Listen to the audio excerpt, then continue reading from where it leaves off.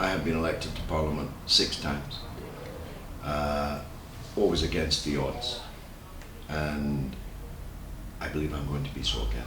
Let the people decide. You do have a student population in the constituency. What can you offer them? Well, it's more a question of what I already did for them, because politicians can offer anything in advance of an election.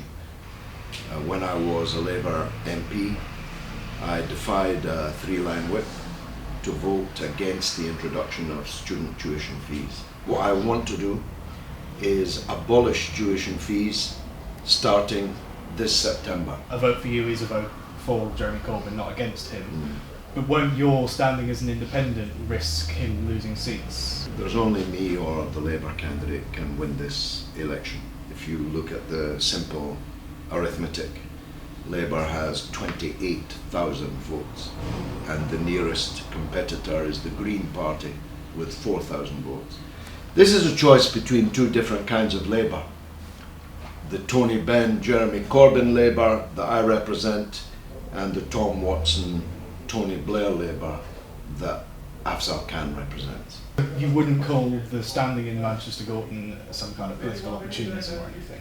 No, it's an attempt to give people the choice between the different kinds of Labour. There is an additional issue.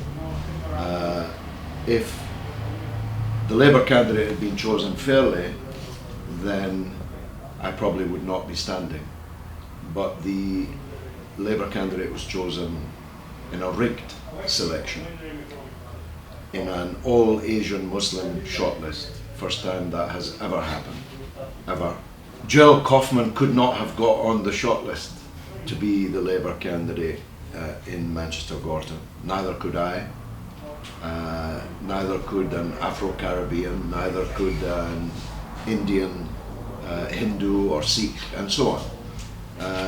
I strongly disapprove of that. You're a public supporter of Corbyn. Do you think that he would be a credible candidate for Prime Minister? Jeremy Corbyn is very much a credible Prime Minister, and those fake news outlets that seek to pretend otherwise are just that. They are fake news in the service of the power, in the service of the Tories. Now, it remains to be seen what the impact on the polls will be of the atrocity that took place here in Manchester and the new militarisation of the streets that we're now seeing. So your support for Britain's exiting the European Union, what camp will that put you in if you went to Parliament? Jeremy Corbyn's camp. Jeremy Corbyn and the Labour Party have accepted the verdict of the British people in the referendum. What we're arguing about now is what kind of Brexit, what kind of Britain will we have once we have Brexited. Almost all of Jeremy Corbyn and John McDonnell's manifesto would have been illegal if we remained within the European Union. Public ownership, nationalisation, state intervention in the economy and so on are all illegal, deliberately so, in the articles of the European Union. That's why it was set up, to stop that kind of socialist politics. The Conservatives, Labour and me all say the issue of leaving is settled. The issue of how we leave and what happens after that is, of course, still an open question. You have personally come out in support of the University of Manchester boycott, divestment and sanctions campaign, is that correct? Yes. A handful of people, a number of people, have expressed concerns with anti-Semitism on university campuses and in the political left in general. Does this pose a problem to you? Anti-Semitism is a vile strain of racism which murdered 6 million Jewish people in the Holocaust, so it's not a small thing. If there is anti-Semitism, it must be rooted out wherever it raises its ugly head. And if it has raised it on the campus at Manchester University, I'm, as I say, A, surprised, and B, horrified. But the question of Israel has nothing to do with anti-Semitism.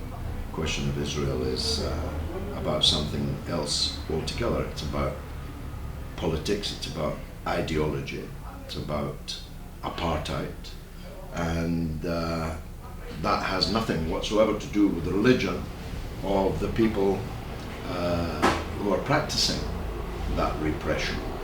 Does the left generally have a problem with anti-Semitism? I have been on the left in Britain for half a century. I have never met anyone on the left who was anti-Semitic. If you were anti-Semitic, then ipso facto you couldn't be on the left. Jewish people have played a leading role in the vanguard of the development of left politics since the middle of the 19th century until now. Okay, well that's all I have time for, but thank you very much for speaking You're welcome. to me. Excellent.